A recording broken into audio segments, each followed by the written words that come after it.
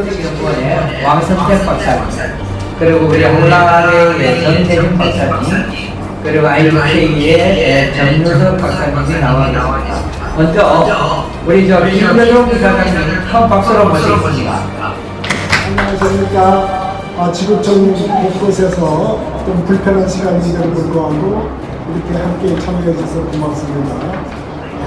북한의 핵은 세계 평화와 이런 지역의 안전에 중요하다고 하지만 그냥 우리 대한민국 국민에게 사활이 겹친 그런 문제이기 때문에 다른 나라들이 생각하는 안전이라든가 평화의 문제와는 결이 좀 다르다고 생각합니다. 그런 의미에서 저는 그렇게 생각합니다. 저는 이 핵이 완전히 핵이라는 것은 우리 민족으로서 대한민국으로서 절대적인 그런 과제가 아닌가. 최근에 미국의 어느 백서에서는 북한이 전혀 핵폭이나 의지가 없다라고 하는데 저는 그렇게 간절하고 절망하기보다는 어쨌든 해결할 문제가 아닌가. 그러다 보니까 우리 자체의 고인들까지 주장하는 그런 이야기를 우리가 일부에서 하고 있습니다.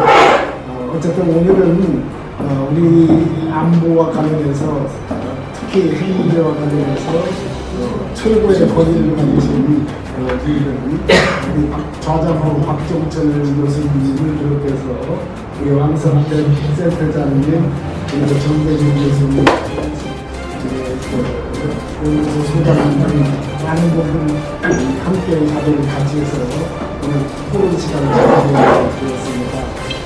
저는 지금 생각해보니까 제가 김영삼 전 대통령을 모시고 민주화 운동을 하다가 참 어렵게 문민정부가 출범했던 그 시절 추구가 생각을 합니다.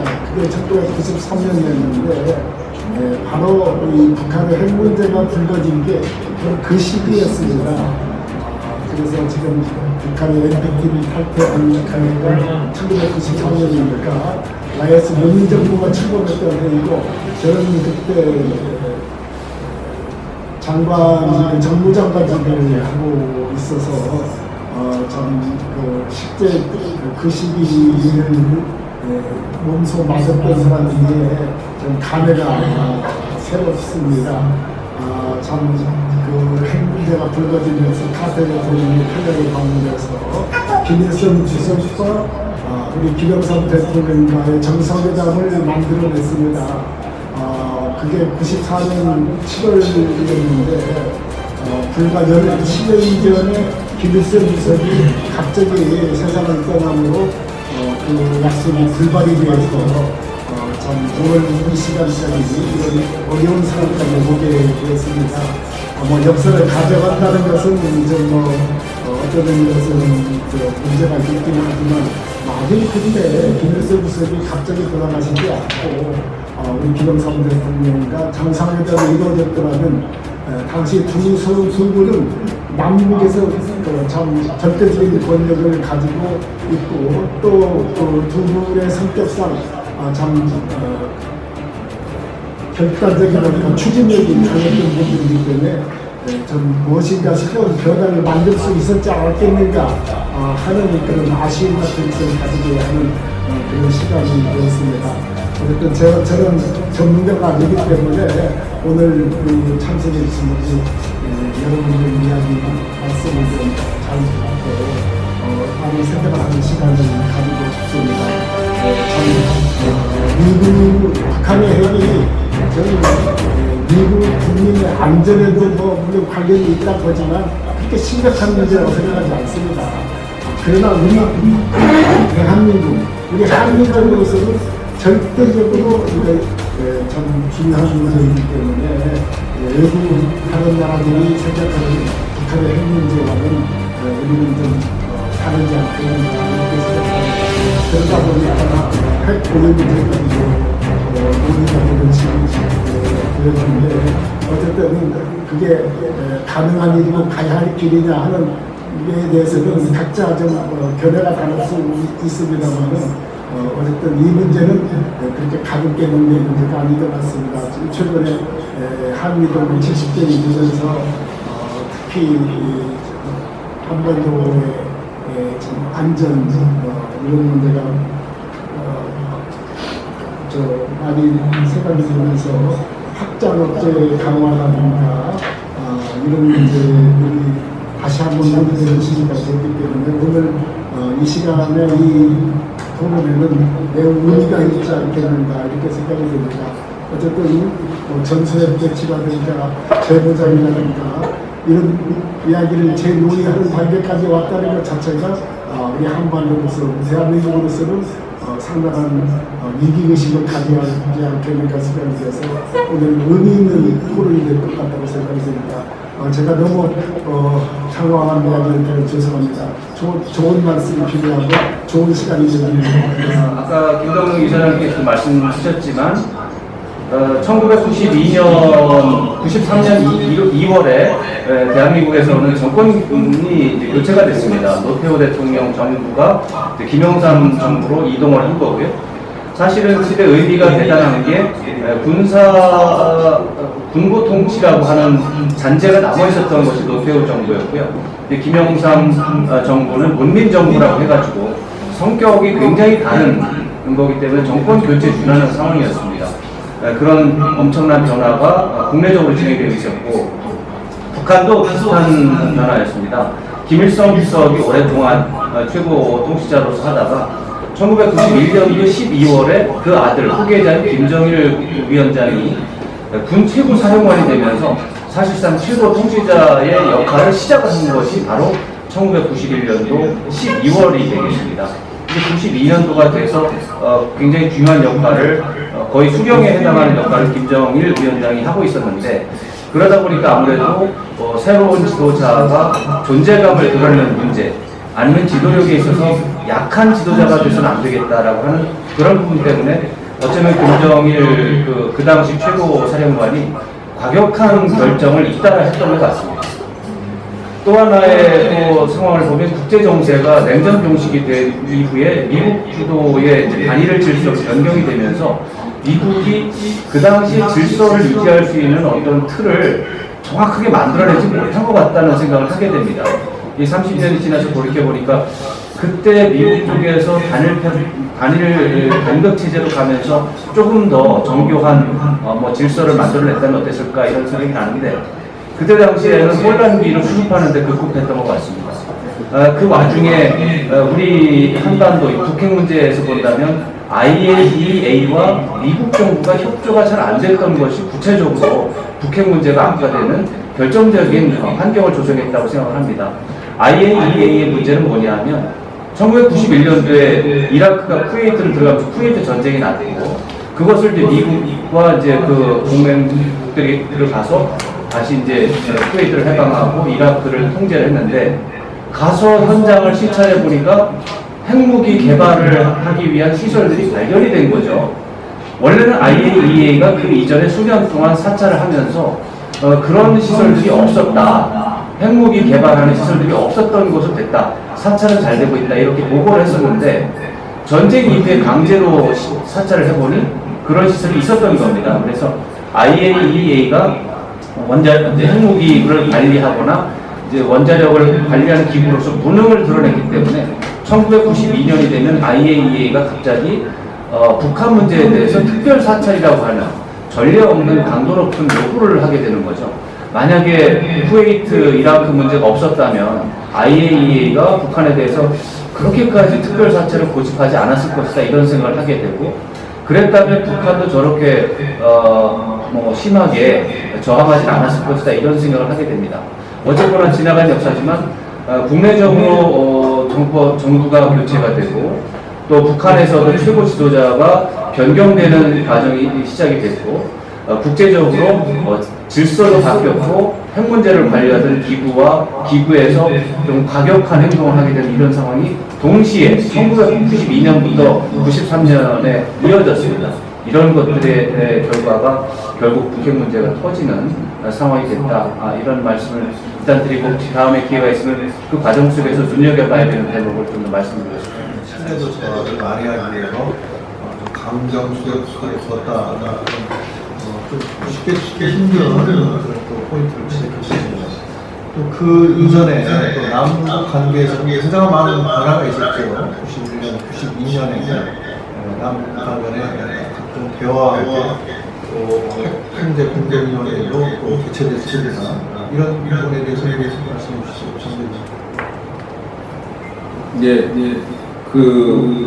오늘 제가 아마 가성비라고 하는 단어를 좀 몇 번 쓰게 될 것 같은 생각이 듭니다. 한번 정리를 해보면 북한 입장에서 핵카드라고 하는 미국과 한국이 다 정권 교체가 됐던 그 원년 시기죠.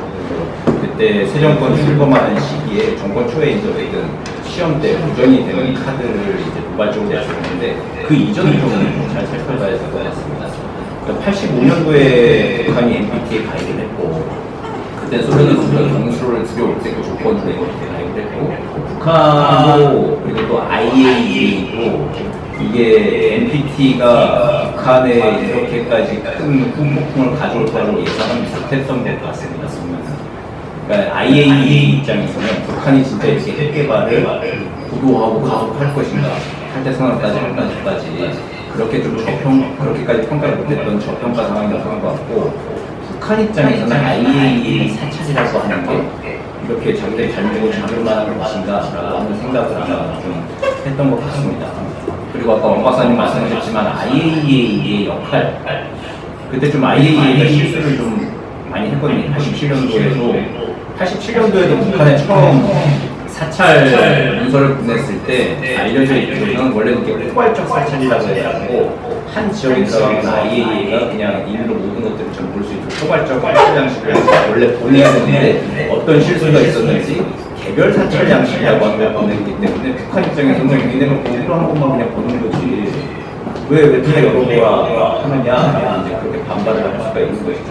그게 이제 그 이후에 IAEA가 특별 사찰을 조절하고 하니까 굉장히 반발을 하나의 명분이 되고, 그리고 또 93년도, 91년도, 92년도 그때 팀스피트 훈련이 중단되고 있다가 다시 이제 팀스피트 훈련, 한미연합 훈련이라고 하는 것을 재개한다라고 하는 성언이 나오고, 그리고 또 마침 93년도에 미국과 한국이 다 정권 교체기 시기에 자신들의 존재감을 좀 다시 하고, 그러니까 다른 외교적 군사적 카드가 마땅치 않은 상황에서는 이 말로 하는 카드, 탈퇴 선언이라고 하는 한 방을 3월 12일 날 이제 날려서 상황 반전을 깨하는 카드로 북한이 그 당시 30년 전에 효과를 좀 봤다. 이렇게 쉽게 말하면 재미를 줬다. 이렇게 일단은 평가를 할 수 있을 것 같습니다. 남북한 간에 핵통제 공동위원회가 개최되어서 거기에서 바로 우리가 방금 전에 말씀하신 일반 사찰로 북한이 신고한 시설에 대해서만 사찰할 거냐, 아니면 IAEA가 의심되는 지역에 대한 특별 사찰을 할 거냐가 이제 쟁점이었던 건데, 그 이전까지는 특별 사찰이라는 게 기본적인 전례가 없었는데 북한에 대해서 강력한 잣대에 이제 들이대는 것이 92년도에 이제 상황이었어요. 그래서 남북 관계와 함께 핵 문제가 잘 해결될 것이라는 기대가 이제 부풀었었고, 거기서 우리 정부 상당히 역할했었는데 그런 면에 대해서 좀 주신 말씀에 조금 동조하는 분위기는 93년에 제가 정확히 상황 파악을 인지할 나이가 아니라서 자료를 찾아보고 논문 찾아보니까 한 가지 공통되는 의견이 있더라고요. 93년도는 북한도 그렇고 미국도 그렇고 정권 교체이다. 그리고 우리가 출범한 김영삼 정부, 노태우 정부의 국방 정책에 맞서기 위한 어떤 아젠다가 필요했다. 이런 국가적인 차원에서의 의미가 맞았던 것 같습니다. 과연 그렇다면 북한은 93년도에 핵무기가 어느 정도 개발이 됐고 어떤 플랜을 가지고 있었느냐 이런 점이 좀 궁금해서 지금 찾아봤더니 97년도에 기술한 사람들을 보면 이미 93, 4년도에는 3기에서 4기 정도가 가지고 있었다. 이런 증언이 있어. 거기에 대한 일대 확인은 그 정도는 아니고 한두 개 정도가 갖고 있었을 거다. 이런 정도의 과거 기록을 좀 찾아볼 수가 있었습니다. 그렇다면 과연 93년도, 94년도에 북한의 핵사찰 등을 거부했던 북한의 입장으로서는 할 수가 없지밖에 않았을까라는 생각이 들고요. 지금도 뭐 자위의 방패훈련 이런 것들 빌미를 잡아서 도발을 계속하는데, 요 당시에도 3월 8일, 93년 3월 8일에 있었던 팀스피릿 훈련이 트리거였었거든요. 한미 간의 이런 트리거를 잡고 NPT 탈퇴를 선언하는 여기에 대해서 우리 김영삼 정부는 민족보다 중요한 것은 없다라는 아젠다를 내세워서 북한을 설득하면서 또 장기술도 반환하는 그런 유화 정책도 같이 피면서 북한을 설득했지만 결국에는 뭐 핵무기를 가진 나라와는 악수할 수 없다라는 정도의 강경한 입장으로 돌아섰고요. 미국도 NPT 탈퇴를 유보하려고 많이 노력을 했지만 실패한. 여기서부터 강경과 온화가 왔다 갔다 반복되는 30년이 시작된 시점이라고 말씀드릴 수 있겠습니다. 후에 또 말씀드리겠지만 그때 93년의 편집점 전과 지금은 국제 정세, 한미일 관계, 한중러 관계 등의 정세 변화가 많이 바뀌었기 때문에 저는 이 포인트를 기억은 하되 이 상황과는 많이 다른 현재 정세와 비교해 볼 필요가 있다 저는 말씀드리겠습니다.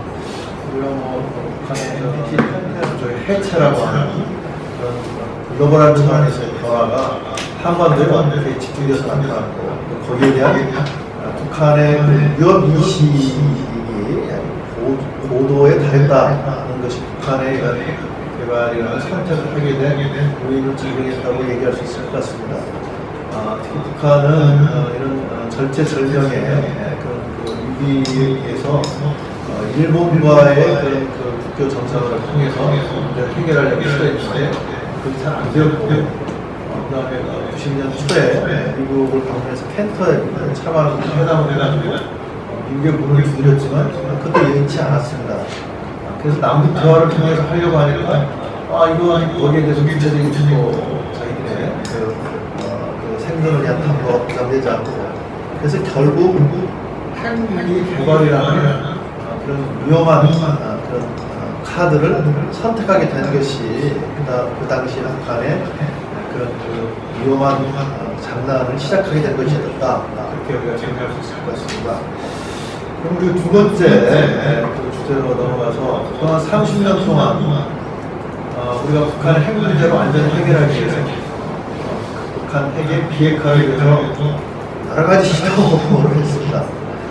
제네바 합의부터 시작해서 고위급 공동선언도 있고 싱가포르 정상회담도 있고 회담 형식을 보면 남북한 간에 일단 92년에 회담을 했었고 그 다음에 북한 간에 제네바에서 회담을 했었죠. 그 다음에 육자회담을 통해서 또 북미 간에 탑다운 방식이라고 해서 정상회담을 하기도 했고 이런 여러 가지 방식을 통해서 그럼 어떻게 북한 핵을 포기하려고 하고 포기시킬 수 있을까에 대해서 여러 가지 아이디어가 많이 제기되고 또 적용됐습니다. 때때로 그것을 경제적인 보상으로 이걸 악행하라 라는 해법이 작용이 되고 경제만으로는 북한의 안보를 경제 지원만으로 해결할 수 없으니 안전보장을 해줘야 된다. 소위 안보 대 안보의 그런 방식으로 또 이 문제를 해결하기로 했습니다. 그동안에 우리가 30년 동안에 여러 가지 시도에 관한 평가와 또 그 점에서 우리가 아쉬웠던 점이라고 할까 또 앞으로 이걸 다시 회담을 시작하기 위해서는 어떻게 해야 될까 하는 점을 중심으로 얘기해 드리겠습니다. 시간을 놓고 봤을 때 협상 당사자인 북한과 그리고 미국, 한국 입장들을 한번 정리를 해보자면 저는 이게 시간은 누구 편이냐를 놓고 이제 삽바싸움 그리고 또 각자 다 시간을 우리 편이다 생각을 하고 지금 30년을 좀 흘려보낸 것 같습니다. 앞으로도 지금도 결론이 안 나있고 현재 진행 중인 사안인데 여기서 다들 아직은 또 시간을 우리 편이다 생각을 하고 한창 이제 삽바싸움을 하고 있는 상황인 것 같습니다. 그러니까 보면은 북한 같은 경우는 고난의 행보를 90년대 통과하고 2000년대 이제 1차 핵이 2002년도로 나오고 그 이후에 2009년도에 9.19, 2007년에 2.13, 또 2012년도에 리프로가 그래가지고 근데 이제 그 이후 합의 등등등 해가지고 위기가 고조되다가 개화를 되고 결정을 구성해서 다시 또 협상이 결렬이 되고 위기가 고조되고 하는 그 패턴 사이클을 한 30년 하면서 어쨌든 체제를 존속을 좀 시켜왔던 상황인 것이죠. 그래서 이렇게 가면서 계속해서 핵능력을 고도화시키는 우리 시간은 우리 편이다. 우리 자력갱생 정면으로 갈 수 있다. 판단해서 가고 있는 것 같고.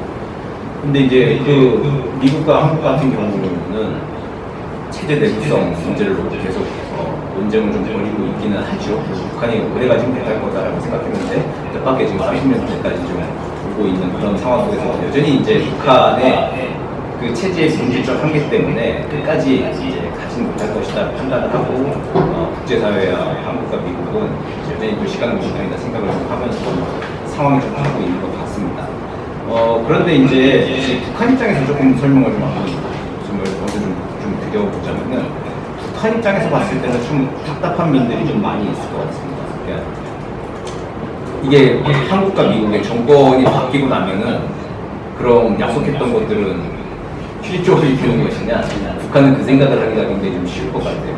그러니까 첫 번째 1차 북핵이 93년도 오늘 준비가 되고 있는 NPT 첫 번째 탈퇴 선언 이후에 94년도 10월에 북미 제네바 합의가 이루어졌는데 그때 약속부터 이행되지 못한 거에 대한 실망감 이런 것들이 북한한테는 좀 아주 굉장히 깊은 불씨. 그러니까 중요한 처음에 북한은 이제 자신들의 평화적 핵 이용 우리가 핵 개발하고 에너지 개발해가지고 지금 잘 먹고 잘 살고 하는 것이다 라고 하는 명분으로 이제 공시로 들어오고 핵 개발을 시작을 했죠. 그게 문제가 됐다가 이제 북미 제네바 합의 때는 그럼 매년 중유 50만 톤을 줄 테니 그리고 또 공수로 지어줄 테니 중지해라라고 해서 합의를 했습니다. 근데 중유 50만 톤이 약속했던 대로 이제 안 들어오고 결과적으로는 또 이제 그 캐도 중심으로 한 이제 원수로 건설도 받지 못한 상황. 이게 이제 북한 입장에서는 이분이 믿을 수 없겠다. 그냥 우리는 우리 길을 가겠다라고 하는 이제 상황으로 방치가 되거나 내몰린 상황. 물론 이제 국제사회 한미 입장에서 봤을 때는 북한의 그 최대 생존 욕구와 핵 개발 야유라고 하는 것을 이제 간과할 수 없는 것이죠. 이제 북한 입장에서 봤을 때는 과연 이제 굉장히 다원화되어 있는 선거 때마다 정권이 바뀌면 또 정책이 바뀌는 한국과 미국 국제사회를 상대로 해가지고 협상이라고 하는 게 가능할 것인가? 북한은 지금 그렇게 생각하는 면들이 좀 있을 거예요. 그럼 결론은 하나죠. 거기는 이제 세습 정치하면서 오너 정치를 하니까 일가를 지키기 위해서는 어쨌든 핵보복이라고 하는 걸 쭉 가는 거고 미래세대 핵보복을 지키기 위해서 주례까지 등장시켜서 이제 상징 정치를 하면서 이거 미래세대 지키기 위한 담보로 가는 것이다라고 하는 걸로 봤을 때 30년의 교훈이라고 하는 거는 북한은 핵을 포기하지 않을 것이다라고 하는 교훈을 일단 좀 얻었는데 그럼 이제 그 다음에는 우리는 어떻게 할 것인가라고 하는 거, 국제사회는 어떻게 할 것인가라고 하는 거에 대해서 NPT 체제나 기존의 핵 협상 어프로치와는 좀 본질적으로 다른 패러다임을 좀 전환하지 않으면은 안 되겠다라고 하는 거 교훈을 얻은 게 30년간의 그날 지금 굉장히 좀 실망스러운 단계이지만 거기까지는 왔습니다. 그럼 이 다음에 어떻게 할 것인가 또 돌아가면서 또 다음에 한번 말씀드리겠습니다. 정당한 논리가 있는데 중요한 것은 이 한국과 미국, 특히 미국과 북한의 상호 불신의 사이클이 계속 증폭돼 왔다는 거죠. 양측의 입장에서 다. 그 제네바 합의를 이끌어냈던 미국의 갈루치 대표가 스스로 나중에 고백한 거에 의하면 북한의 제네바 합의에서 경솔을 제공해주지 않아도 될 줄 알았다. 왜냐하면 북한이 그 이후에까지 존속할 거라고 가정을 안 했다고 스스로 이제 고백을 했습니다. 그렇지 않는 시사하는 경우도 있을 것 같아요. 그럼 그동안 어떤 해법을 가지고 그렇게 실강의를 했던가 그 점에 대해서 북핵 문제에 대한 그 시각이랄까요? 그런 거를 좀 다시 재구성하는 게 어떨까 이런 생각을 사실 좀 하고 있었습니다. 괜찮으시다면 그 생각을 좀 더 말씀드리고 싶습니다. 북핵 외교 30년인데 기본적으로 모두가 공감하는 것이 실패했다는 것이죠. 그런데 저는 그 30년을 잘라서 한 해 한 해 보면 긍정적인 기간도 있었다는 점에 주목할 필요가 있다고 봅니다. 그래서 북핵 문제가 30년 동안 진행되는데 실패했다라고 통으로 생각하지 말고 긍정적인 기간과 부정적인 기간을 나눠서 긍정적인 기간은 왜 긍정적인 상황이 됐고 부정적인 기간이 왜 생겼는지 이런 부분을 나눠서 보는 게 좋지 않을까. 그래서 몇 가지 말씀드리고 싶은 게 1994년 10월에 기본 합의문이 채택이 됐고 2002년에 이제 제2차 북핵 위기가 났는데 이때 한 8년 동안 북핵 문제라고 하는 것은 어느 정도 통제되고 관리가 되고 있었습니다. 영변의 시설은 동결이 되었었고 북한은 미국과 또 국제기구와 또 남북 간의 대화 틀이 유지가 됐었습니다. 그래서 이 기간 8년 동안은 북핵 문제가 긍정적으로 관리되고 있었다고 평가할 수 있습니다. 2002년에 이제 제2차 북핵 위기가 났는데 그때 미국에서 네오콘 세력이 대외 정책을 주도하면서 94년 기본 합의문을 사실상 파기하는 수순을 시작을 해서 결국 파기가 됐습니다. 그때 당시에 이유는 북한이 비밀리에 고농축 우라늄 프로그램을 가지고 있었던 것이 발각이 돼서 파기가 된 걸로 됐지만 사실은 그게 발각이 되기 이전에 네오콘의 주요 인물들은 기본 합의문을 파기하겠다고 공약한 바가 있었습니다. 그런 걸 봤을 때 어느 게 먼저인지에 대해서 논란의 여지가 있을 거라고 생각합니다.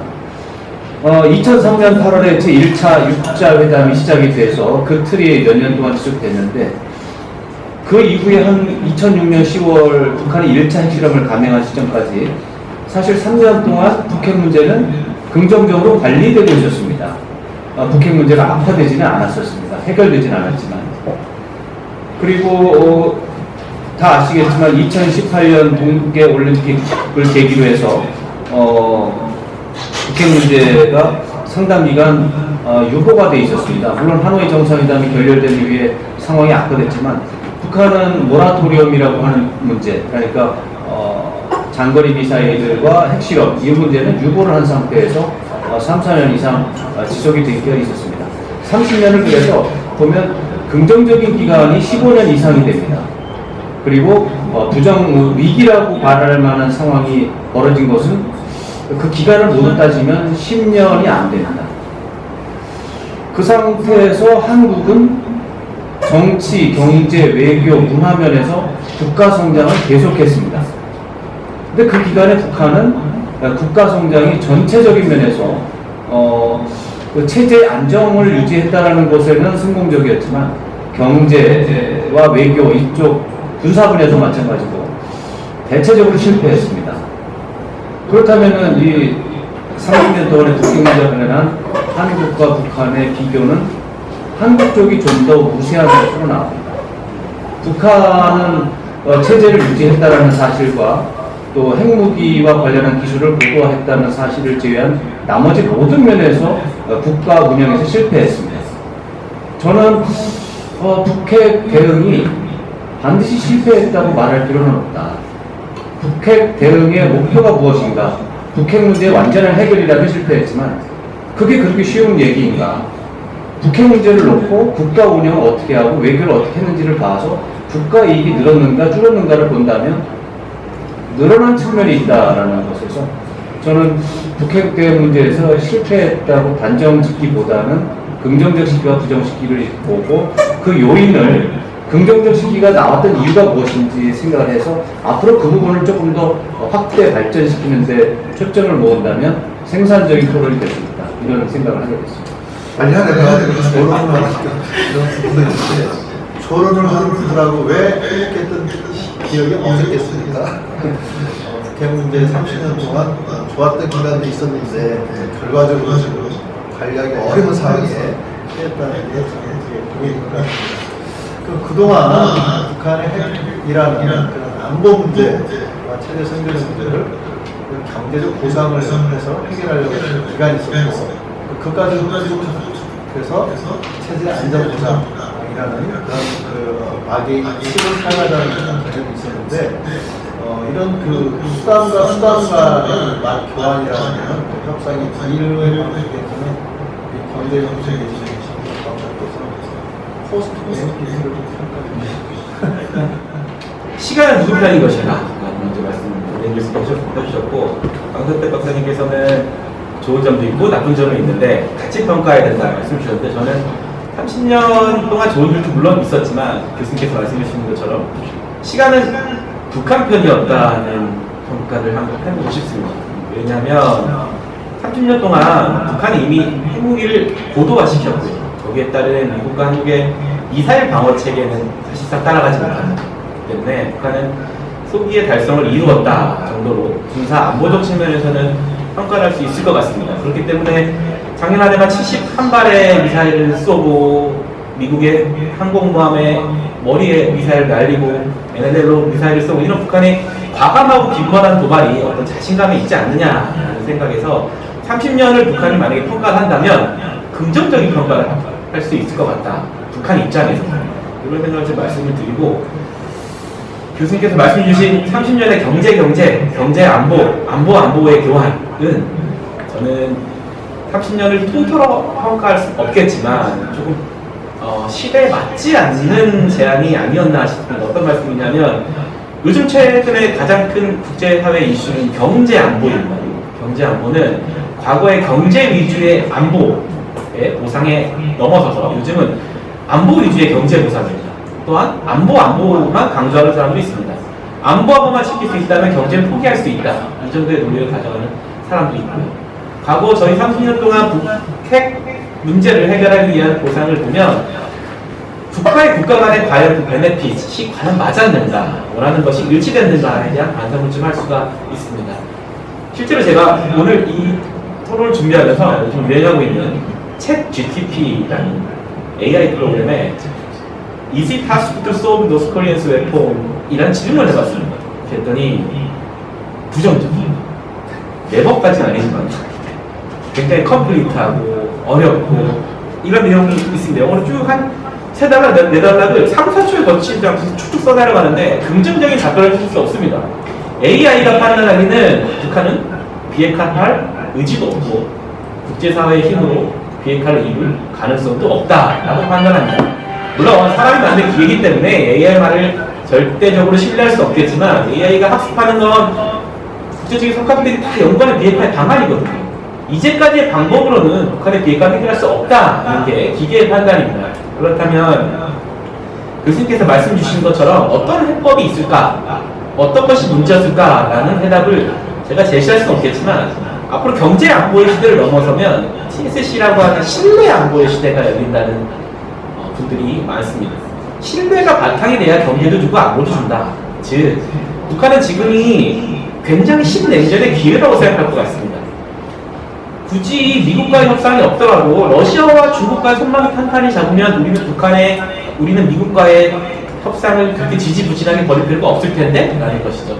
그럼 우리가 북한에게 신뢰를 주고 중국과 러시아의 관계도 외교적으로 잘 풀어간다면 향후 다가올 신뢰 안보의 시대에는 비핵화의 새로운 해법이 열릴 수 있지 않을까 정도의 생각을 합니다. 교환 패러다임 이제 이런 걸 한 2가지 정도 장면이 좀 떠오르는데, 가까운 것부터 먼저 말씀드리면 2019년 6월 28일 날 밤에 하노이 노일의 그 밤에 리용호 외상이 심야 기자회견을 했던 그 내용이 생각이 납니다. 그때 이제 리용호 외상이 했던 얘기가, 우리가 원래 미국하고 해야 될 얘기는 자신들의 안전담보 문제와 같은 정치 군사적인 문제를 얘기해야 되는데 미국이 부담스러울까봐 제재 해제에 관련된 얘기만 들고 오는 것 같다.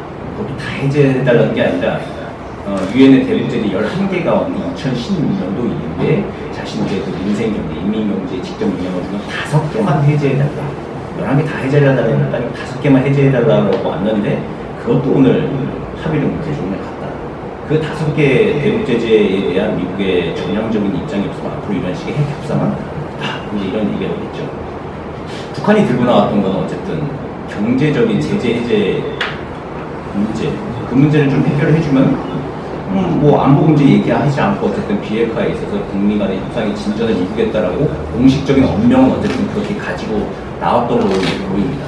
이제 근데 그 이후에 이제 2019년도에 4월달에 김정은이 블라디보스토크에 가가지고 푸틴을 만나고 하면서 푸틴의 입을 빌어서 했던 얘기가 뭐냐면 이제 안보 대 안보로 바꿔야 된다. 북한의 안보 문제를 해결해줘야 우리가 이제 비핵화의 진전이 있을 것이다. 이제 그 얘기 나오고 또 중국도 그걸 받아서 얘기 나오고 하면서 이제 안보 대 안보 패러다임으로 지금 또 한참 바뀐 것이죠. 근데 안보 대 안보 패러다임 하면은 그럼 뭐 경제적인 문제는 그럼 안 하고 그냥 정치 군사적인 문제 한미연합 훈련 안 하고 무슨 뭐 북미 간의 평화 협정 맺고 수교하고 하면은 그럼 다 해결이 되는 거냐? 그렇지 않겠죠. 그 안에 패키지로 어쨌든 제재 해제와 경제적 문제는 당연히 이제 조건부로 따라가는 것인데 그게 그 해결이 굉장히 지금 난망한 상황에 좀 왔죠. 와가지고 그래서 저는 이제 두 번째 장면 조금 더 시계를 좀 더 돌려서 과거 이미 해놨던 합의를 좀 한번 다시 좀 들춰봐야 되지 않을까. 아까 왕 박사님 말씀하셨던 좀 긍정적인 기간. 그러니까 북한 핵 문제라고 하면 뭐 암에 비유하자면 옛날에 암 걸리면 다 죽는 거였는데 요즘 좀 관리 가능한 암들이 좀 있지 않습니까? 그래서 암세포 가지려고 조금 더 건강 관리 잘하고 신경 쓰고 하면서 또 더 이전보다 건강하게 이제 또 살아나가고 하는 경우도 있는데 과거에 해놨던 합의를 한번 들춰볼 필요. 특히 2005년도 9.19 합의를 했다가 깨지고 북한이 1차 핵실험을 하고 2007년도에 2.13 합의를 새로 했는데 그 2.13 합의 내용들이 제가 보기에는 굉장히 구체적이고 그거 좀 되살릴 수 있으면 좀 많은 핵 문제에 있어서 좀 관리 가능한 상태가 되지 않을까라는 기대도 합니다. 거기에 이제 경제대 안보교환, 안보대 안보교환 프로그램 패키지가 다 들어가 있습니다. 그러니까 그 한반도 비핵화에 5개 실무그룹을 그때 합의를 했는데 관련국들이 육자회담 관련국들이 한반도 비핵화 실무그룹 그리고 국민관계 정상화, 국민관계 정상화 그리고 경제 에너지 이제 이게 경제안보 교환이죠.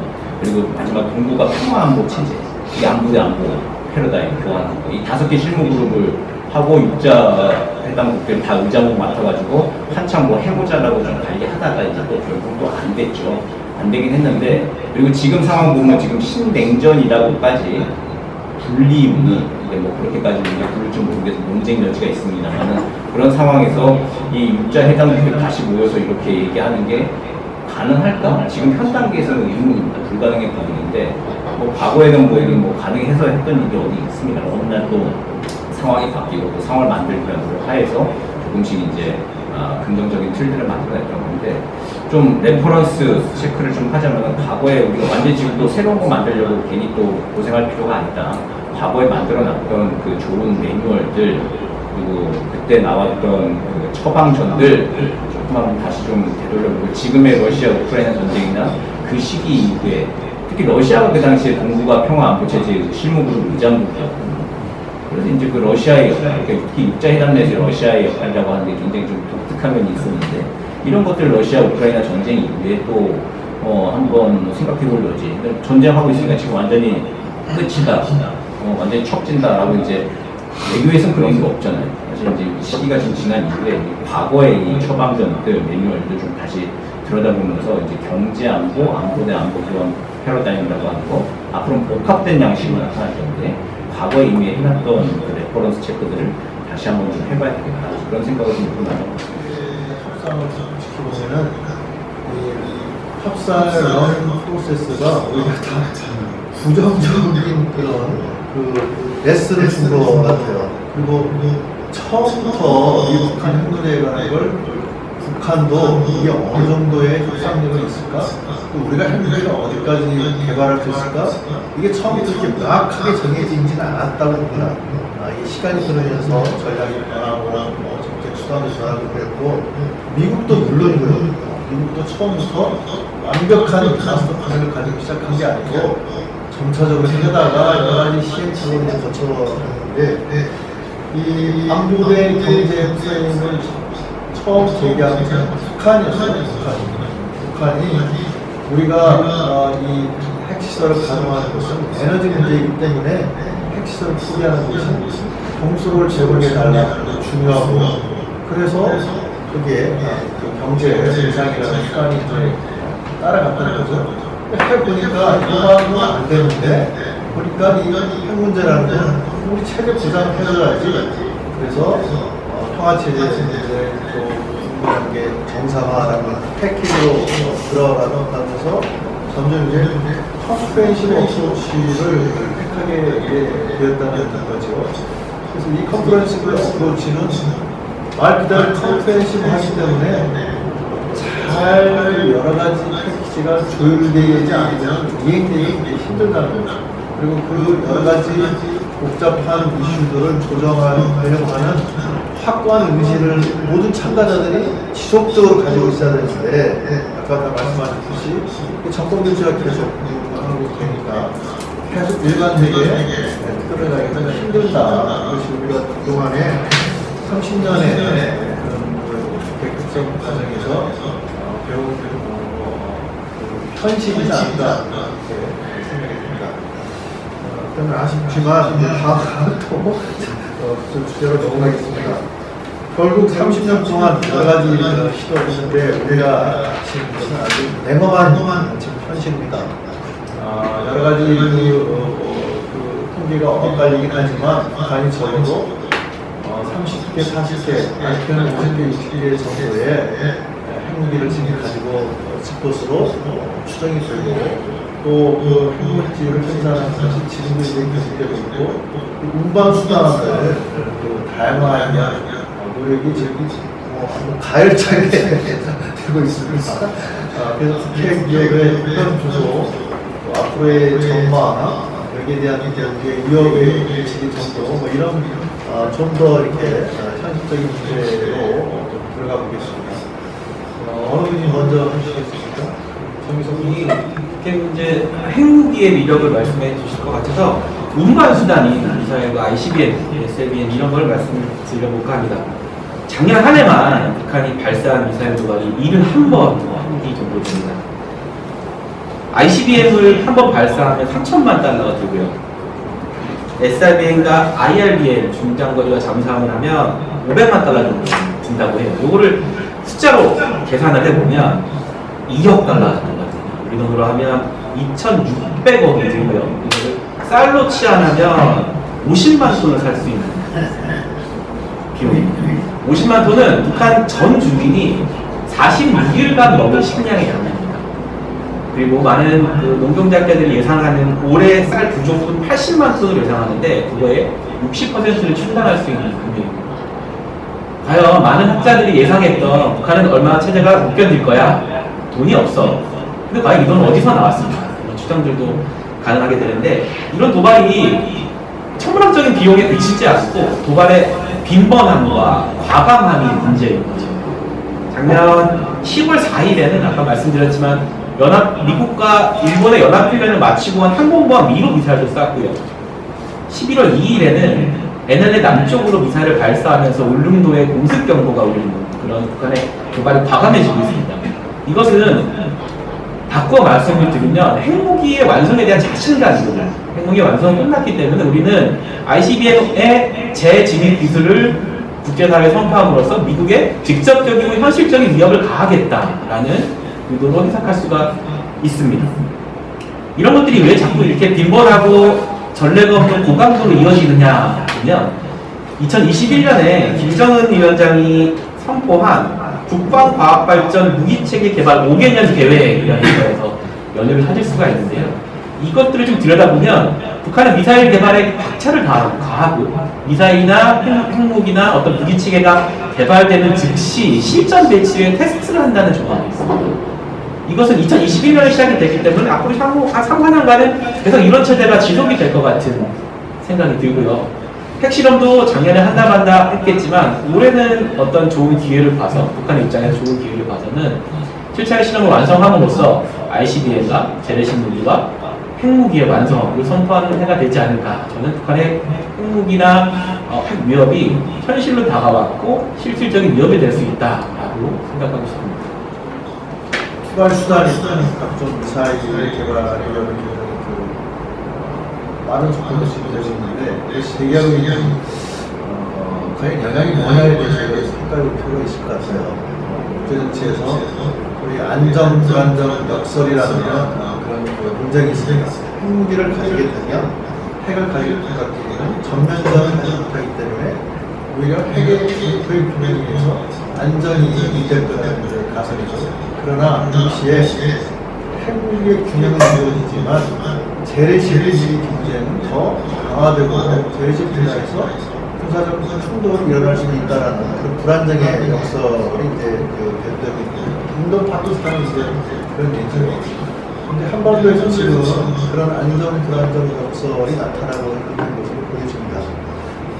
재래식 분야에서 남북 간의 군비 경쟁이 굉장히 빠른 속도로 진행되고 있어서 한편으로는 핵의 위협과 함께 재래식 군비 경쟁이 동시에 진행되고 있는 그런 불안정한 상황이 시작되고 있는 것이죠. 이런 파급적인 효과에 대해서 한번 설명해 주십시오. 네. 2년 10월에 북한이 제1차 핵실험을 했습니다. 그런데 아까 우리 정유섭 박사님 말씀하신 대로 많은 사람들은 1993년쯤에 이미 북한이 2006년에 1차 핵실험을 했는데 그 결과가 뭐냐? 1킬로톤 미만의 위력이 나왔습니다. 과연 그렇다면 93년에 핵무기를 가지고 있었다는 그 평가가 맞는 것인가? 저는 맞지 않았다고 생각합니다. 북한이 핵무기와 유사한 핵무기에 해당하는 어떤 물건을 폭탄을 만들었지만 그 품질이 너무나 좋았기 때문에 핵무기라고 부를 수 없는 수준이었을 수도 있다. 그것이 바로 2006년에 제1차 핵실험을 그렇게 강행을 했을 때 1킬로톤에도 미치지 못하는 위력만 보였고, 그 뒤에 2009년에 다시 제2차 핵실험을 했으나 그 위력조차도 3년 동안의 절지부심의 노력의 결과를 보면 그것도 역시 좋지는 않았습니다. 실제로 북한이 핵무기의 위력을 정상적으로 만든 것은 2016년부터 2017년 사이 그때였다고 생각을 합니다. 그래서 북한이 실제 군사력, 능력은 북한이 위협하는 것과는 차이가 있고 그 부분에서 우리가 냉철하게 판단을 할 필요가 있다. 이런 생각을 하게 됩니다. 이런 과정 속에서 이 북한이 비대칭 전력을 만들게 된 1990년대에 비대칭 전력, 핵무기를 만들게 된 연유를 생각하면 재래식 군사력 분야에서 남한을 따라잡을 수 없기 때문이라고 하는 또 이유가 있었습니다.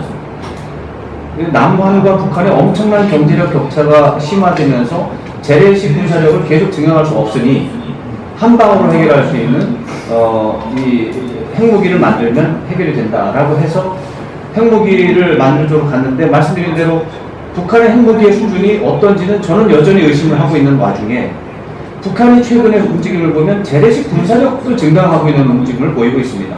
모순이 발생한 것 같습니다. 북한의 경제력을 보면 재래식 군사력에 들어가는 군사비가 예를 들어서 10조 원이 들어가는 거를 2조 원을 들여서 핵무기 만들고 8조 원을 세이브하겠다는 계산이었거든요. 근데 지금은 재래식 군사력도 하고 있습니다. 그러니까 북한은 군사비에 들어가는 이 부분을 애초에 계획과는 달리 과다하게 지출하는 상황이 지금 벌어지고 있는 것입니다. 제가 볼 때 북한은 이런 식으로는 지속 가능하지 않다고 봅니다. 이 속에서 저는 북한의 군사력에 대한 어떤 부분은 굉장히 과장된 부분이 있고 과장된 위협의 언사들이 많이 있다. 그리고 이것은 만약에 우리가 한국이나 미국 쪽에서 그래 한번 만들어봐, 네가 하고 싶으면 다 해봐 하면 오히려 북한이 포기를 하지 않으면 안 되는 상황이 벌어질 수도 있습니다. 이런 부분에 대해서 좀 더 냉철한 판단을 하게 되고요. 그렇다면 그런 기반으로 하게 되면 저는 오히려 협상의 가능성이 더 커지고 있다. 왜냐하면 북한의 경제력이나 군사력이나 외교적인 상황을 살펴볼 때 지속 가능한 방법이 아닌 방법을 사용하고 있기 때문입니다. 저는 이런 상황이 지속이 될수록 협상 가능성에 대해서 우리가 조금 더 주목하고 북한이 매력적이라고 생각할 만한 협상 전략을 계속해서 제시하는 것이 조립해가지고 하는데 또 마음대로 자기들이 원하는 것인데 이렇게 미사일들을 이동 배치할 거다. 그런 평가가 있는 거예요. 그래서 여러 가지 미스터리가 있는데 그럼에도 불구하고 한반도에 새로운 지금 국면으로 동아시아 지역까지 전반적인 국면의 변화를 초래하는 면을 이제 제가 아까 가성비라는 표현을 썼는데 박사님 말씀하신 대로 이거 좀 이게 자기들도 지금 어떻게 될지는 역설적인 상황에 좀 처해 가고 있는 것 같습니다. 그게 뭐냐면은 전략핵에서 전술핵으로 지금 그 방향을 좀 바꾸는데, 전술핵을 하자면은 이게 재래식 단거리 미사일이나 재래식 무기들이 필수적으로 좀 수반이 될 수밖에 없고, 하고 이제 북한의 핵 개발의 중요한 부분은 전략핵이죠. 그리고 전략국가 선언을 했습니다만, 전략국가라고 하는 게 쉽게 말하면 그냥 자기들은 미국과 맞짱뜰 수 있는 나라가 되었다라고 하는 걸 완성을 이제 선언을 했죠. 화성식 실험까지 만들면서. 근데 이제 그 다음에 작년에 4월 25일 날 김정은의, 저는 4.25 김정은 핵 드림이라고 부르는데, 자신들의 근본 이익이 침해당할 것으로 예상될 때 선제적으로 핵 사용을 할 수 있다라고 하는 건데, 실제 선제적으로 핵 사용을 할 수 있는 것은 미국의 그 한 방을 날리기는 아직은 굉장히 능력이 좀 부족한 상황이죠. 근데 실제 그 대상은 이제 주한미군과 이제 남조선일 건데, 주한미군과 남조선을 타격하기 위해서는 어쨌든 지금 가지고 있는 단거리 미사일들도 상당히 능력이 있습니다만은 그 수를 기하고 핵탄 보유량을 기하급수적으로 늘려놓지 않으면 어쨌든 반격이 들어갈 수 없기 때문에 그러다 보니까 역설적으로 핵물질 양산하고 핵탄두를 소형화하고 전술핵 능력 강화하는 것과 동시에 그 핵 운반 수단이라고 하는 것도 많이 양산을 좀 해야 됩니다. 그리고 핵 운반 수단을 지키기 위한 스스로의 방위 능력들을 더 강화시켜 나가야 하는 재래식 군비에 대해서 투자를 같이 또 해야 되는 그런 역설적인 상황들에 지금도 처하고 있는 상황이 됐습니다. 근데 이제 이거를 어쨌든 지금 북한은 해내고 있는 상황으로 보입니다. 그래서 어제도 서해 화력 습격 연습에 김정은이 참관을 했고 또 어젯밤에 아주 단거리 탄도미사일을 수발을 발사했다고 하는데 궤적 추적이 안 됐다라고 이제 하는 거고 그래서 발사된 지 한 1분 만에 또 사라지고 해가지고 실패한 거 아니냐 마냐 뭐 얘기하는데 오늘 북한 보도를 보면 그 현장에 이제 김정은이 현지 지도를 좀 한 거죠. 근데 현지 지도를 했을 때 뭐 실패할 수도 있는데 이 김정은은 이제 어쨌든 그거를 현장 관리를 하는 CEO처럼 오너형 CEO형 오너처럼 그런 거 하나하나 지금 다 챙기면서 어쨌든 박차를 좀 가하고 있는 것 같습니다. 이제 이건 좀 실체인 것 같아요. 전술의 능력이 강화될수록 어쨌든 다음 협상 국면에서 우리도 치러야 될 비용이 좀 늘어나는 거는 맞죠. 그걸 어쨌든 해결을 좀 해줘야 협상이 또 이루어지는 것이기 때문에 그런 면에서는 굉장히 좀 위협스러운데 올해는 조금 양상이 어떨지 모르겠습니다. 7차 핵실험을 작년에 한다 만다 이제 계속 좀 이야기가 됐는데 올해는 7차 핵실험이라고 하는 게 전술의 소형화를 위해서 조금 더 추가 데이터 값을 얻어야 될 게 있을 거라고 판단이 됩니다. 6차 때까지는 전략핵만 하면서 크게 터뜨리는 거는 이제 데이터를 충분히 얻었는데 이게 지금 소형화 시켜가지고 정확하고 정교하게 터뜨리는 거에 대한 새로운 데이터 값을 구하는 게 기술적으로 지금 좀 논쟁은 좀 있는 것 같아요. 그거 기술적으로 의미가 없다, 필요가 없다라고 하는 보시는 분도 있고 여전히 필요하다 보시는 분도 있는데 올해도 역시 7차 핵실험이라고 하는 거는 굉장히 북한 입장에서는 그 핵 위협을 증가하는데 주요한 카드로 좀 사용이 될 것이고 실제적으로도 북한이 자신들의 전술의 능력을 강화시키는데 반드시 한 번은 좀 짚고 넘어가야 할 산인 것 같고 근데 그 이전에 연기를 많이 키우면서 그 외에 다양하게 필요한 것들이 북한에 많이 있죠. 이런 것들 전술의 군대도 계속 강화시키고 있는 것과 동시에 장기적으로는 이제 미국을 향한 이제 한 방을 날릴 수 있는 전략 핵력 특히 ICBM 능력을 많이 입증을 했다라고 생각을 한다면은 SLB 잠수함 발사 탄도미사일 얘기가 몇 년에서 조금 이게 좀 수면 앞에 가라앉아 있는데 이게 또 언제 다시 또 수면으로 올라올까 이런 것들이 향후 이제 북핵 위협을 판단하는 데 있어가지고 좀 주의 깊게 봐야 할 관전 포인트가 있다고 생각을 합니다. 연합 훈련이 아주 대규모로 예정되어 있습니다. 태평양 사령관이 북한이 만약에 ICBM을 태평양 상공으로 발사하면 그걸 무력하겠다 하니까 김여정 총장이 만약 그 선전포고로 간주하겠다 또 이제 엄포를 좋았습니다. 그래서 당장 3월 말을 우리가 좀 편안하게 즐길 수 있을까 하는 그런 문제가 하나 있습니다.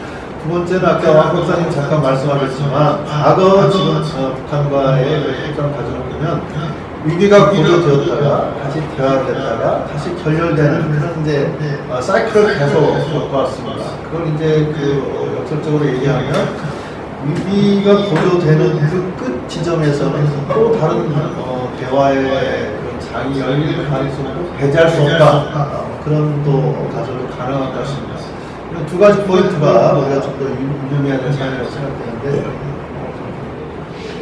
를 다루는 우리의 근본적인 목적이 무엇인가 이 부분에 대해서 그동안에는 아주 쉽게 북한이 비핵화되는 것이라고 하는 게 일반적인 목표였고 당연히 그렇게 생각을 했던 것이죠.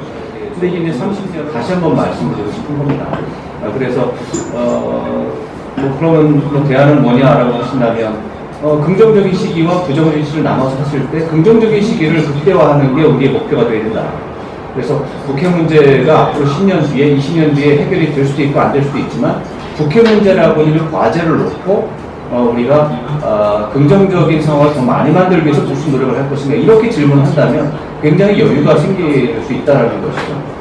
그런 차원에서 지금 교수님 말씀하신 것처럼 북한의 핵 위협이 고도화되고 이런 과정이 핵 협상을 시작할 수 있는 또 다른 장을 예고하는 부분일 수도 있습니다.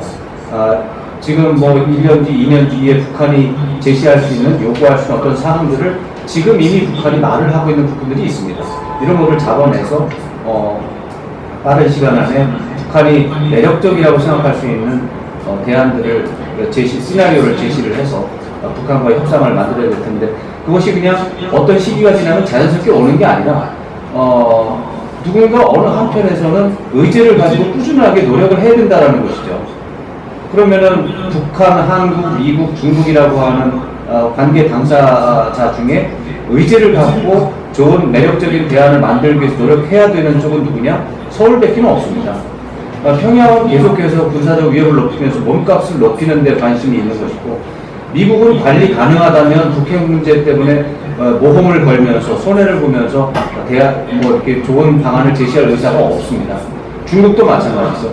그러면은 미국과 중국과 북한은 현상 유지 또는 현상 악화를 원하는 경향이 더 크고, 그래서 골병들에게 한국이니까 한국만이 이제 좋은 타협안을 만들어서 계속해야 되는데, 저는 지금이 오히려 가장 좋은 때일 수도 있다, 이런 생각을 해봅니다. 왕 박사님 지금 일관되게 그 협상동을 강조했는데, 네. 원래 시사 프로에 나갈 때도 그렇게 계속 일관되게 협상동을 얘기하세요.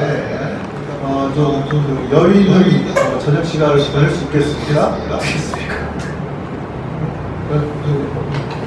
근데 저는 이제 근본적으로 핵실험을 하느냐, 마느냐, 도발을 하느냐, 마느냐의 문제가, 또한 덧붙여 북한이 과연 얼마나 큰 무기의 위력을 가지고 있느냐의 문제가 그렇게 중요한가라는 생각을 근본적으로 해보게 됩니다.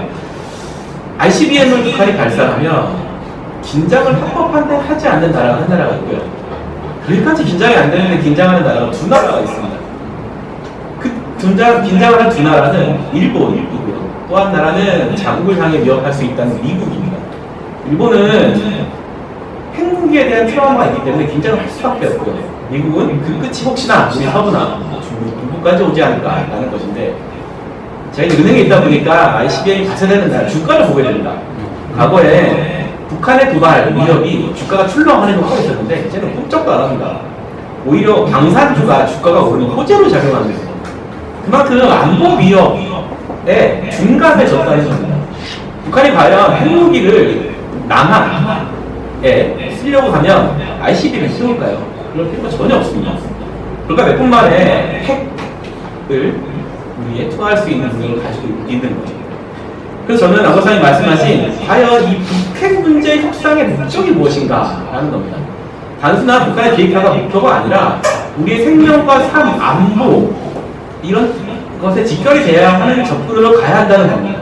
보다 강경하더라도 혹은 때로는 북한을 압박하더라도 북한의 핵은 우리 체제 존속과 핵무기가 북한을 가지고 있으면서 북한은 체제를 존속할 수도 있지만, 바꿔 말하면 북핵이 있음으로써 우리 체제가 망가질 수도 있는 그런 삶과 죽음의 체제로 가야 한다는 거죠. 그래서 저는 3월 도발설, 8월 도발설, 2023년 위기설, 이 모든 걸 열어놓고 대응해야 된다고 생각을 합니다. 마지막으로 안보의 가정이 없지 않습니다. 어떤 조그만 위협이 있더라면 거기에 대한 물을 틀어막는 노력을 아끼지 말아야 된다고 생각합니다. 제가 그러니까 좀 위협됐을 때 하다 보니까 이 오른쪽에 정희석 박사가 좀 앉아 있고 왼쪽에 앉아 있습니다. 평소에 원래 그렇게 생각하시는지 아니면 자리 배정이 그렇게 돼서 그 입장을 하시면 복사님은 좀 잘 모르겠습니다만은 제가 코리아 디스카운트를 많이 얘기하는데 방금 정 박사가 얘기한 대로 이미 코리아 디스카운트 내에 한반도 위기에 그런 불안 지수가 내포되어 있어서 웬만한 정도의 그런 위기에는 이게 잘 더 이상 내려가지 않는다는 그런 평가가 있습니다. 그런데 어떻게 보면 우리가 아까 황fonte 박사님 왜 말한 대로 협상이 재개되려면 위기가 지금 고조돼야 되거든요. 위기가 그런 이제 그 아이러니가 발생하는 것 같습니다. 그런데 우리가 이제 북한이 과연 뭘 원할까, 또는 어디까지 이 북한의 위협 지수와 거기에 대한 한미의 대응 위협 지수가 과연 어디까지 고점으로 갈 수 있을까, 어느 정도 가서 균형을 맞춰야 이게 다시 협상 국면이 열릴까, 또는 그 과정에서 그런 위기로 만약에 조성이 유지가 된다면 그 기간의 이 관리, 그것이 확전되지 않도록 하는 관리는 어떻게 해야 될까, 이런 또 현실적인 고민이 있는 것 같습니다. 저희가 오늘 이제 마지막에 이제 사실 쟁점이라고 할 수 있는데요. 지금까지는 과거에 우리가 발자취를 거두어 왔습니다만은 지금 현재 당면하고 있는 현실이 그게 녹록지 않다라는 것은 뭐 누구나 다 우리가 공감할 수 있을 것 같습니다. 과연 우리가 무엇을 해야 될 것인가? 우리가 지금까지 해온 것들, 앞으로 하지 않은 것까지 포함해서 4개의 옵션을 저희가 가지고 있습니다. 첫째는 비핵화 협상이죠. 앞에서 우리가 오늘 얘기했던 협상의 여러 가지 시도와 또 앞으로 언젠가 어떤 방식으로 재개될 협상에 대한 옵션이 하나 있고, 두 번째는 확장 억제력을 통해 가지고 북한의 위협에 대한 그 균형점을 좀 맞춰가는 그런 노력을 하고 있는 거죠. 한미 간에 열심히 하고 있는 거고, 또 윤석열 대통령도 지금 4월 말에 미국을 방문해서 정상회담을 하면서 확장 억제력의 그 실효적인 강화 방안이 아주 핵심적인 어젠다가 될 것 같습니다. 세 번째는 미국의 핵 우산이 있겠지만 그 우산은 우리가 믿을 수가 없다. 일부 구멍이 있을지도 모르고 옆에 그 보이프렌드가 있어도 항상 나한테 우산을 받쳐줄지는 불확실하다는 거예요. 자기 어깨를 젖어가면서까지 나한테 우산을 받쳐줄지는 잘 믿을 수가 없다. 그래서 우리도 뭔가 확보할 수 있는 방안을 내 스스로 강구해야 되겠다. 그래서 지금 여러 가지 제안들이 돌출하고 있습니다. 미국의 핵 전술 핵무기를 다시 좀 갖다 놔야 된다. 이런 것부터 시작해서 우리가 나토식의 핵 공유를 통해 가지고 핵무기의 관리, 배치, 사용까지 우리가 공동으로 저번에 참여하는 그런 입지를 좀 확대해야 되겠다는 방안도 있고, 또 마지막으로 이제 우리가 독자적인 핵무기를 개발해야 된다. 역설적이지만 여론조사를 해보면 지금 70% 이상이 감정적으로 정서적으로 핵무기를 가지면 좋겠다라는 데 찬성을 하고 있습니다. 그런데 흥미로운 것은 한미의 이 확장 억제력을 강화해야 된다는 그런 안보를 중시하는 사람들이 또 한국의 독자적인 핵무기를 가져야 된다고 응답하는 비율이 높은 것으로 나타나고 있습니다. 그래서 당장 핵무기를 개발할 수 없으니 우리가 농축과 제철이 시설마저도 가져야 되겠다. 일본 내 모델을 가져야 되겠다. 또 혹자는 NPT를 탈퇴해가지고 우리도 뭔가 보여줘야 된다. 이런 주장도 하고 있습니다. 마지막 지금 우리가 가져야 하는 한 가지 선반위에 올려있는 옵션은 핵 분출 협상을 할 겁니다. 북한이 이제 원하는 거지요. 북한을 핵 보유국으로 인정하고 완전 핵을 없애는 것이 아니고 핵 분축을 하는 그런 전문 같습니다. 이런 다양한 그런 논의에 대해서 국민들도 굉장히 혼란해하고 또 여기에서 여러 가지 새로운 마련해야 될 시점인 것 같습니다. 자, 이게 다 좀 입장이 정리가 되셨나요? 나왔습니다만 오늘 다시 또 드는 생각인데 여러 우리 연구자 입장입니다만 학원에 많이 다니고 합니다만 다니면서 드는 생각이 아직 살만하니까 이런 토론들을 하는구나 이제 그 생각을 합니다. 네. 정말 위기 상황에 살만하지 않은 상황이고 토론해도 보고 어떻겠습니까? 그냥 건강한 시간을 건데 그 입장은 우리랑 위협당하는 게 아니라 북한도 똑같은 것이죠. 북한은 이제 추적자 혹은 자신들의 체제 생존 방어자 입장에서 열심히 이제 핵능력을 고도화시키면서 방어하려고 이제 하는 것인데 이런 상황에서 이제 어떻게 그러면 우리를 좀 북한을 어떻게 변화시키든지 후퇴시키든지 절멸시키든지 뭘 어떻게 해야 할 것인가라고 하는 게 좀 중요한 문제죠. 근데 이제 근본적인 거는 협상의 상대방이 북한 입장에서 봤을 때는 절대 포기할 수 없는 게 뭐냐면은 이게 자기들이 아무리 죽었다 깨어나든지 미국만큼 핵능력을 갖출 수는 없는 상황이죠. 어떤 세상이 어떻게 1000번 다시 태어났다 하더라 모르겠지만 1000번 태어나면 다시 될는지 모르겠습니다만은 하여튼 불가능한 일이라고 하는 거죠. 미국의 반덴버그 공동기지에서 미리멧 3를 쏘면 한 25분 안쪽에 평양을 타격할 수 있는데 북한이 그걸 막아낼 재간은 지금 없는 거예요. 북한의 공포는 이제 거기에 있는 것이죠. 만약에 순간에 핵전쟁의 가장 큰 특징이 아직 인류가 해보지 않았다는 전쟁이라는 게 가장 큰 특징이죠.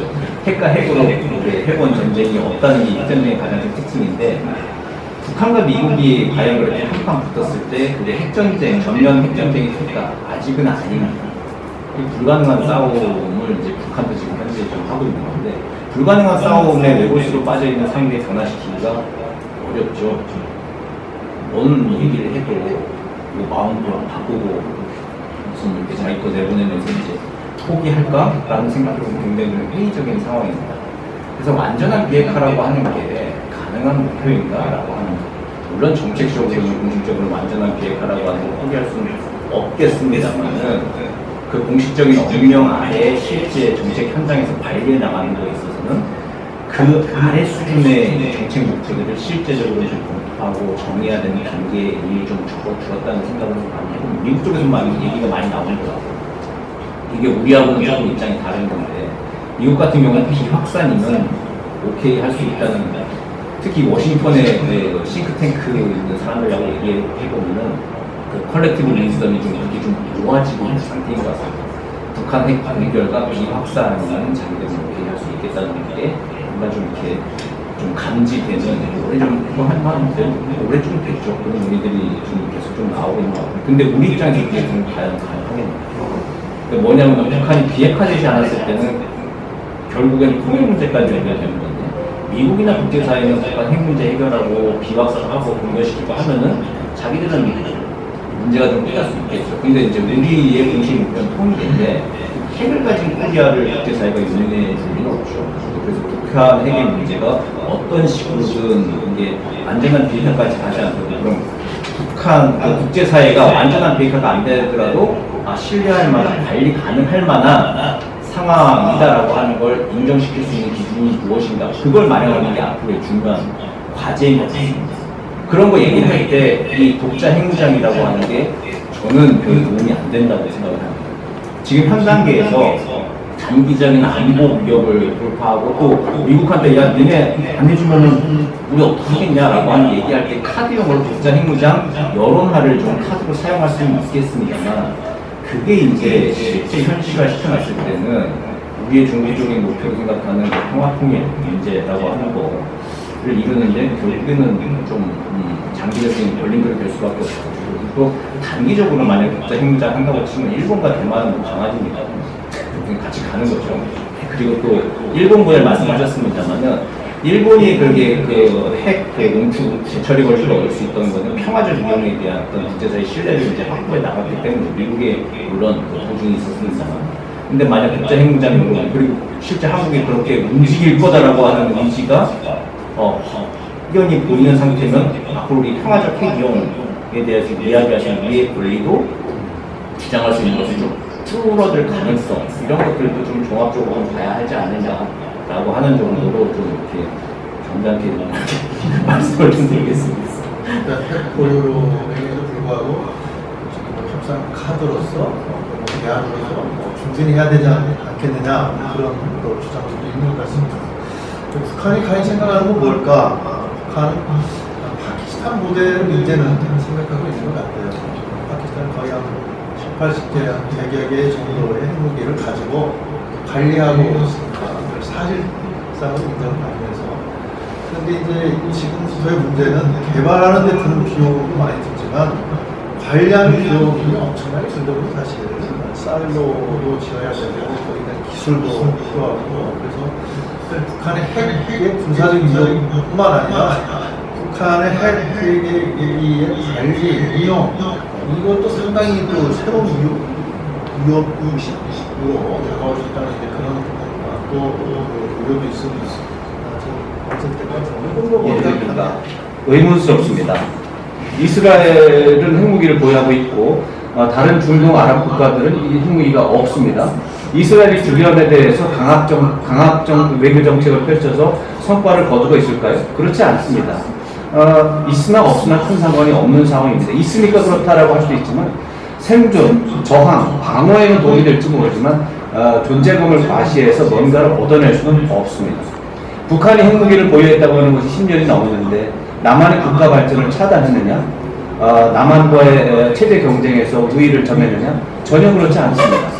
그래서 핵무기의 효용성이라고 하는 것은 굉장히 과장된 부분이 있어서 좀 신중하게 평가해야 된다.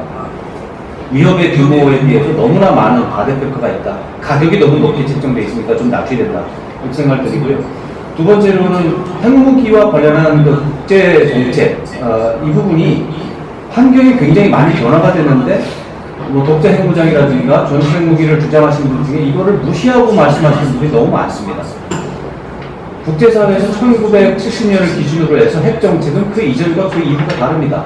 NPT 체제라고 하는 것이 1968년에 합의가 됐고 1970년에 발효가 됐는데 그 이전까지는 어떤 나라도 원한다면, 능력이 있다면 핵무기 개발을 할 수 있고 그것이 불법이 아니었습니다.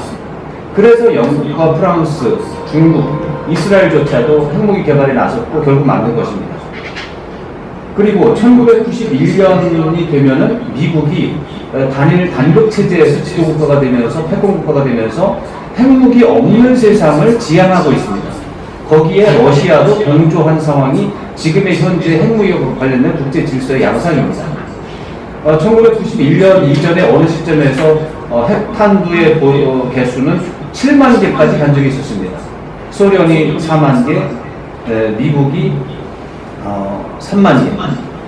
지금은 러시아와 미국이 합의를 해서 핵탄두가 실전 배치 기준으로 1,500개 정도에 불과해서 양쪽이 합쳐서 3,000개입니다.